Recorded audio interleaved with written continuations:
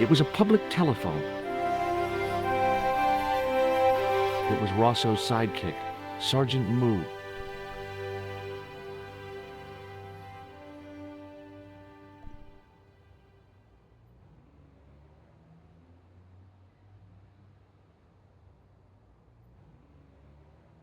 Excuse me? Ah, Monsieur Stobart, n'est-ce pas? That's correct. You remember me. The retention of such data is part of my duty as a gendarme. That is how crime is fought, through attention to detail, not intuition. Yes, sure. Have you heard of a man called Marquet? Yes. He used to be known as the Mole of Montmartre. I heard he's been hospitalized, probably by one of his rivals. Which hospital was Marquet taken to? The Hagenmeyer Clinic, in the Avenue des Hérissons. Why was Marquet known as the Mole of Montmartre? Because he lived in Montmartre, I suppose. Yeah, but why the mole? I don't know. Maybe he ruined people's lawns. I'd like to report an assault. Yes, monsieur? Where is the victim? I'm the victim. I've been harassed by a pair of thugs. I see. And where did this alleged assault take place? Outside the Hotel Ubu. They stopped me as I was leaving and went through my pockets. Could you describe the suspects, monsieur? One looked like a gorilla, and the other looked like a weasel. Their names are Flap and Guido. Bon. I'll get them this time. What are you going to do about Flap and Guido, Sergeant? I'm going to bust them, monsieur. For years I have been hoping to pin something on that pair. Now's my chance. I'll show them, and the inspector. Thanks, Sergeant. Thanks for taking me seriously. I'm only doing my duty, monsieur. Do you know a man named Khan? He's a shifty-looking guy with a scar on his left cheek. No, monsieur. Has this man any connection with the bombing of the cafe? Yes. I believe Khan was the name he used when he hired the clown costume. Do you recognize the man in this photograph? No, monsieur. It's the guy who bombed the cafe. The clown. This man looks nothing like a clown. He's taken off his grease paint and costume. Then there is nothing to link this man with the killing. Nothing? Look at those murderous eyes. Hardly likely to get him convicted. Does this matchbook mean anything to you, Sergeant? That's a double-line Swedish with a crosshatch Bergman strike strip. Now, that's unusual.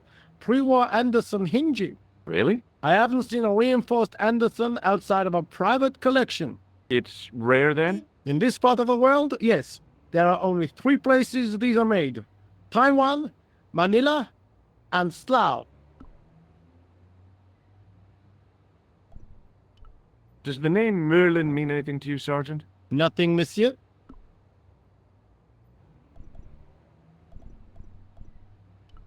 Is Rosso here? Yes, he is. You wish to speak to him?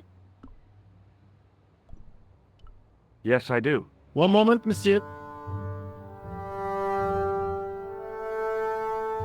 Stobart is here to see you, monsieur. Did he say what it was about? No, monsieur. Very well.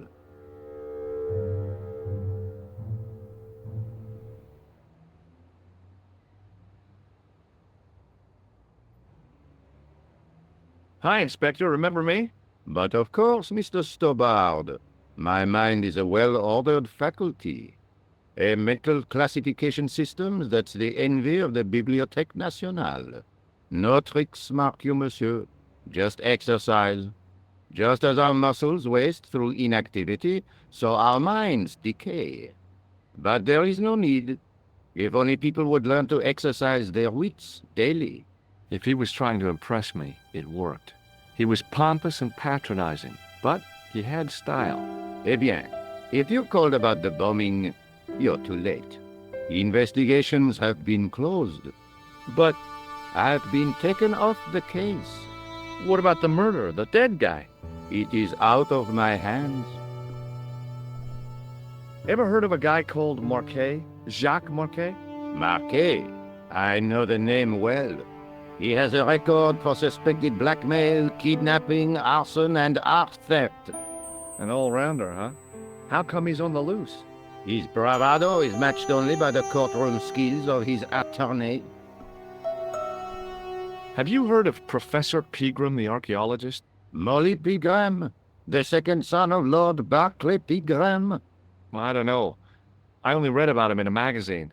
So much for the efficacy of rehabilitation. What has he done this time? He made an important archaeological find in Ireland. Do you know Pegram well? I have connections with the family, but I wouldn't say I knew him at all. Is his name really Molly? Of course not. That was the nickname he was given at school. All his friends and acquaintances know him as Molly. Don't you want to know what I found out about the killer? I told you, monsieur, the case is closed. I have washed my hands of the whole affair. Then I'll have to continue my investigations without your help. No, you must forget the business of the crown completely. Go back to being an ordinary tourist, Stobard. Do you know a pair of thugs called Flap and Guido? I have known those two since they graduated from special school. Flap is a nasty piece of work, but Guido is the real brains of the partnership. Where did you hear of them? I met them out front of the Hotel Ubu. Did you find out the ID of the guy who was killed in the explosion? I already knew who he was. I heard that the bomb victim's name was Plantow. Your sources are reliable. He was a big shot at the Treasury, wasn't he? Maybe that's why you've been taken off the case. I'm sorry, monsieur. I cannot comment. Do you recognize the man in this photograph? No. It's the face of a killer. The man who bombed the cafe? The photograph was taken soon after the explosion. He'd escaped through the sewers, leaving a trail of clues behind him. Circumstantial evidence, Stobard. None of it proves a thing. Does this matchbook mean anything to you? No, monsieur. I suggest you ask Sergeant Moo about that. God only knows why, but he collects matchbooks. He claims it is a hobby. Does this red nose mean anything to you? I'd imagine it means you have not given up your pursuit of the clown. You're absolutely right. Does the name Thomas Merlin mean anything to you? No, monsieur, nothing. It's another one of the assumed names used by the killer. Ah, the famous killer clown case. Yeah. You might have forgotten all about it, but I still aim to find that guy. What was that psycho-detective business you did in the cafe? It is my theory that the passions evoked in violent crimes create ripples in the ether, invisible to all but the possessor of a highly developed and receptive mind. I'm impressed. Can you bend spoons, too? I didn't think a man of your obvious intelligence would stoop to mockery. I'm not mocking. I've had personal experience of the power of the mind. I used to get ignored at parties, until I read a book that changed my life. Really? What was it called? Hypnotism for Fun and Profit. He looked at me as if I'd farted at a funeral. The power of mesmerism is a rare gift, not a party trick. You're not going to try any of that psychic interrogation on me, are you? Do you find the thought of my probing distasteful? Let's just say I'd rather you didn't. I've got more doubts than doubting Thomas when it comes to mysticism. Too bad. I think you would make an interesting subject under controlled regression. The day I let anyone mess with my mind hasn't dawned yet. So long, Inspector.